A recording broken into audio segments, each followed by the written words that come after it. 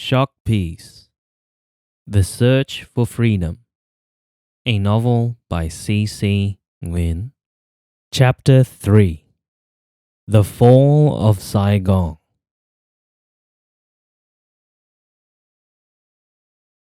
April 30, 1975. The family was all gathered around the living room. The television was on. President General Nguyen Van Minh had announced a total unconditional surrender at around 10 o'clock in the morning. He had asked for all armed forces of the Republic of South Vietnam to calmly cease hostilities and stay where they are. The morning had been dragging on, heavy with suspense after the announcement. The adults looked preoccupied and sorrowful. Trin drifted to the front of her house by herself. The house was on a main boulevard, a kilometer from the Palace of Independence.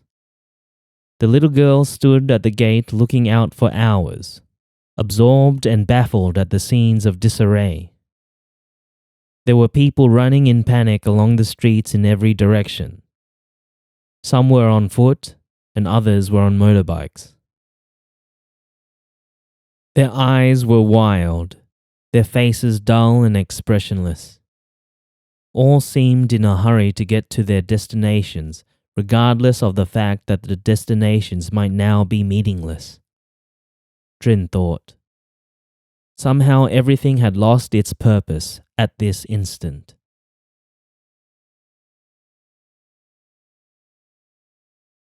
There were South Vietnamese army soldiers passing the house. All looked tired and bewildered. There must have been a first, who put down his M16 on the pavement in front of Trin's house. Then every soldier who went past that point automatically laid down his gun on top of the previous one. By lunchtime, the pile was getting higher. The trickle of soldiers walking past seemed to increase in volume, and more hurried by, some even stripping off their uniforms and putting them in a heap next to the discarded guns. Trin turned her head. She was awestruck as an armored tank materialized suddenly from nowhere.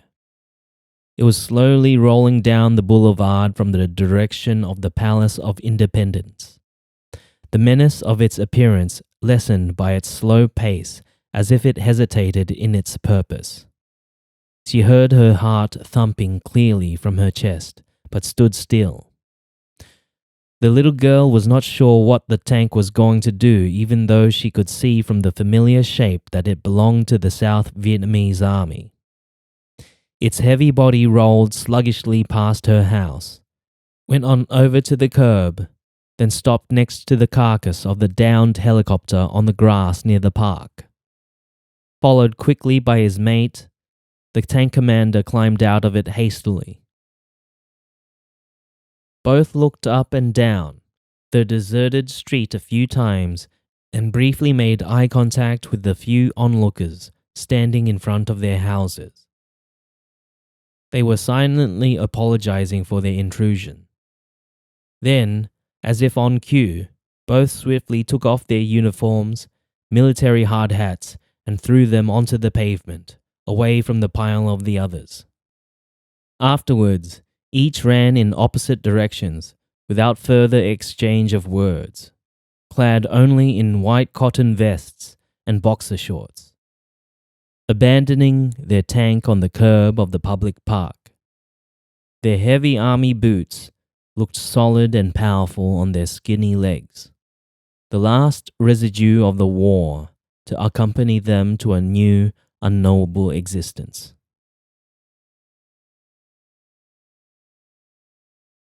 Trin went inside when both running figures had disappeared from her sight. There was not much happening after that. The street was deserted again. In the dining room, the radio was giving out the irritating noise of static. Nothing was on television.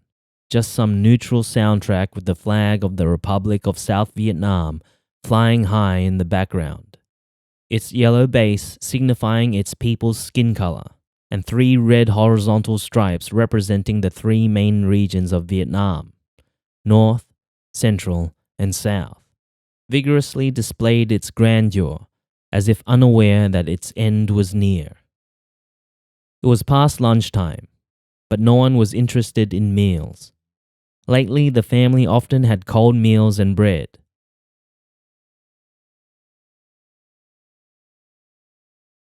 Distress and terror normally steered human minds away from mundane daily routine, as the brain needed to concentrate on the anxiety and anguish it had to allay. Even the stomach was unimportant. Trin was hungry, but she did not want to disturb her mother or sisters, as she could see how tense the adults were. They did not talk or move about the house, but sat around the divan, waiting in silence. Minutes later, the radio came alive with some unintelligible sound at first. Then a strange voice came on to the microphone with a thick, heavy, northern accent.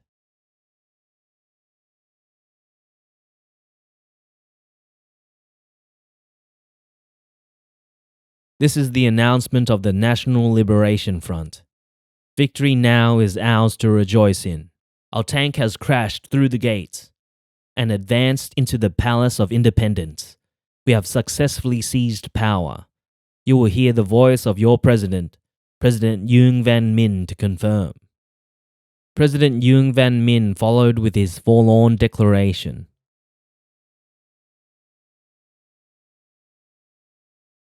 The government of the South Vietnamese Republic is completely dissolved on all levels. After that statement, deadly silence fell upon the whole city instantly, snuffing out all sounds at once. The strange atmosphere was as unnatural as it may have seemed hours ago. But the eerie silence had increased in intensity after the radio announcement, as if all the sounds of footsteps running away, of uniforms being stripped off the bodies, of machine guns being strewn across the pavement, of the armored tank rolling down the streets, or of a helicopter being caught by power lines and catapulted down into the park were absorbed into it instantaneously, and intensified 1,000 times in its deadly void. All talk and rumors were gagged. Reality kicked in with such forceful brutality that the shock was clearly visible on everyone's face. The air was still, willing everything to stay frozen in its place. Even the dead leaves from the tall Dipterocarpus zeylanicus trees in front of Trin's house did not dare to part the branches lest their descent disturbed the sepulchral feeling in the atmosphere. Their 2-winged fruits hung on to the last threads of connection, lest the force of gravity pull them away and make an impact on the stillness. Trin did not dare to breathe. She was afraid that her breathing would make too much noise and disturb the silence.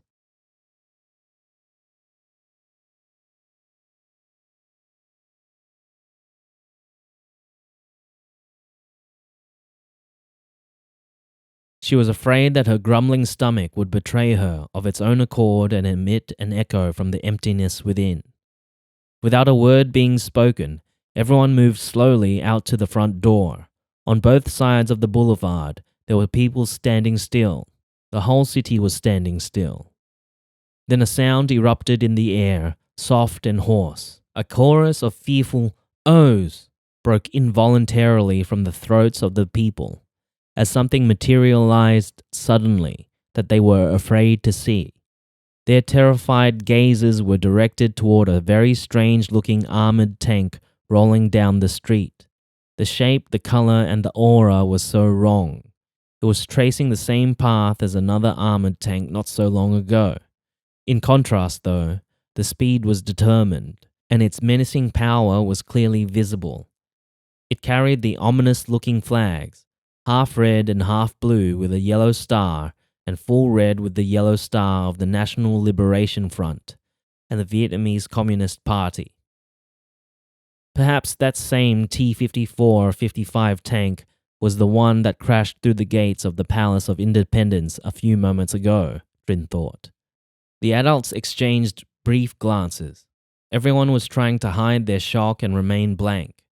No one dared to say anything, not even a whisper, as if a word escaping their lips at this moment would betray the vague grip on reality and push them further into the quicksand below the surface of sanity. The stunned and depressed looks of Saigon's citizens were somehow unexpected by the communists, who thought they had given the Southerners a victory to rejoice in. That shocked silence was not allowed for long, however. The South Vietnamese citizens were forced to show jubilation and ecstasy in welcoming the Northerners as enthusiastic traitors and conquering soldiers. They were forced to restore sound to the sepulchral atmosphere.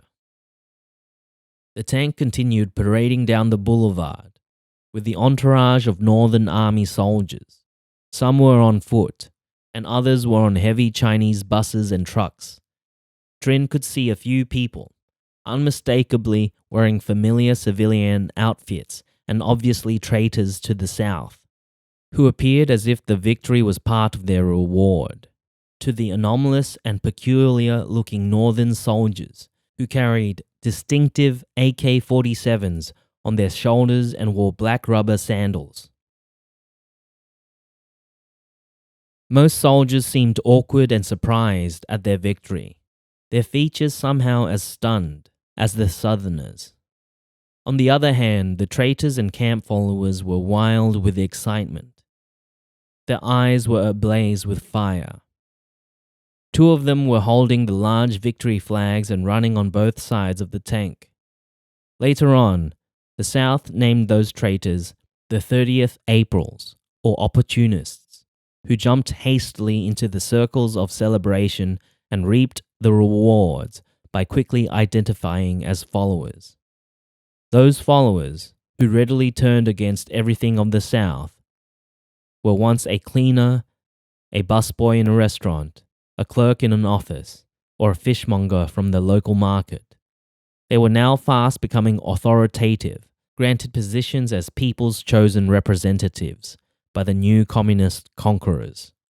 They were being used effectively to become informants, who terrorized everyone from the old regime for fear of being named traitors or rebels, a crime that they had no chance of defending themselves against. Amidst the commotion, Trin heard a voice with a northern accent, from a commander perhaps. He was yelling between gritted teeth. "Damn it, those ungrateful brutes, showing no sign of gratitude. Stupid idiots, tell them to cheer, to salute with shouts of triumph, to make happy noises, to look jubilant. Don't just stand there and stare as if in shock."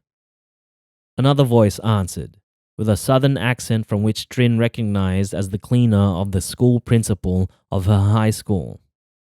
"Yes, comrade. I will make them greet the victorious soldiers in gladness and with joyful salutation." Then he turned and started harshly shouting orders to other 30th April communists. "Did you hear that? Come on, give them the flags and tell them to cheer, to be grateful for the victory gained by our comrades. They must understand. Make sure they know that's what's required of them. Tell them to shout, 'Victory to Great Uncle Ho and the National Liberation Front. Long live the Vietnamese Communist Party.' You've got that?"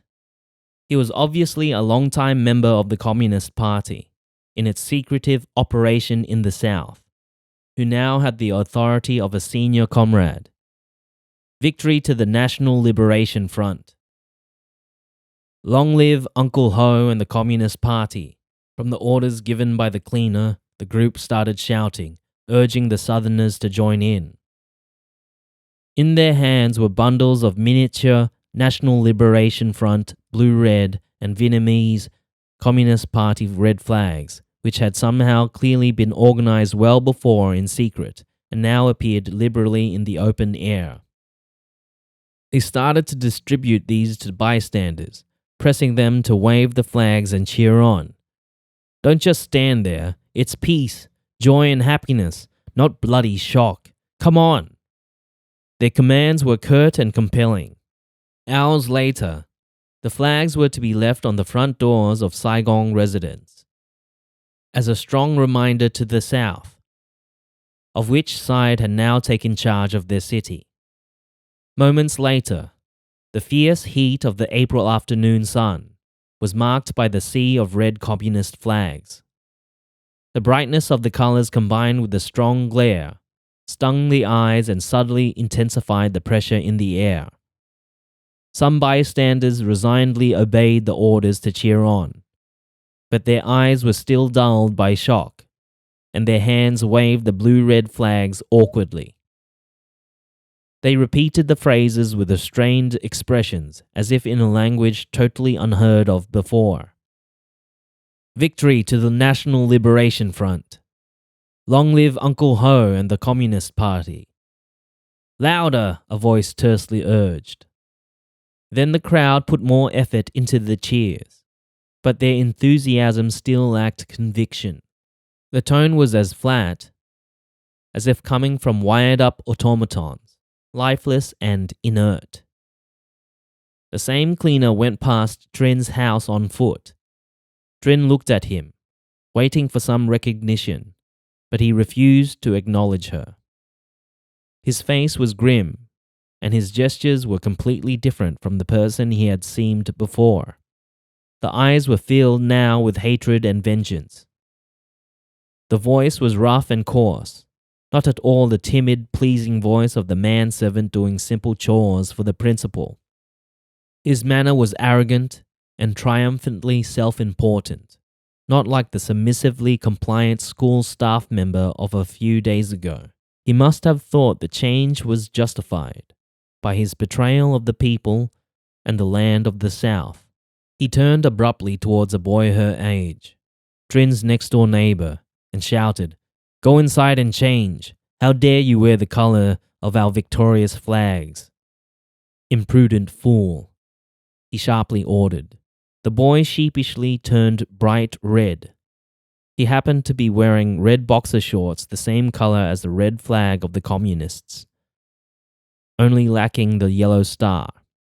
"I'm very sorry. Please ignore him. It's an honest mistake. He didn't think about it. I won't let him wear it again," his mother apologized effusively. "Go on, apologize to the officer, son," she hastily urged the boy. "I sincerely apologize, officer. I didn't know." The boy was still shy and confused about what had been so wrong, but he quietly obeyed his mother. She hurriedly ushered him inside, her hands shaking with fear. The family was originally from the north, immigrants of the Exodus in 1954, after the division of the country in half by the 17th parallel. She probably had experienced some of the cruelty, injustice, and harshness that the communists had exerted over their citizens in the past. The cleaner was satisfied that he had found some victims to show off his newly acquired power. His eyes squinted, the brows knitted together. Standing with his legs wide apart and his hands on his hips, he shook his head in disapproval. How could he? That was the most thoughtless act a citizen could have done to the country, wearing the same color boxer shorts as the flag. What a stupid fool. He waved authoritatively to one of the followers on the street, then hopped on the back seat of the motorbike. The miniature flags were raised high in the air in one hand, and his shout was loud, a spray of saliva escaping from his mouth with the cheers. "Victory to great Uncle Ho and the National Liberation Front. Long live the Vietnamese Communist Party." The parade went past. The commotion was short, but it left awkwardness in the rest of the bystanders that lingered on the street for hours later. The Southerners were still reluctant to look at each other, their gazes averted quickly whenever their eyes met. Some turned their back and went inside in slow motion and subdued quiescence. A few stayed still, searching for something familiar, something from the nostalgic past, even though the past was just hours ago.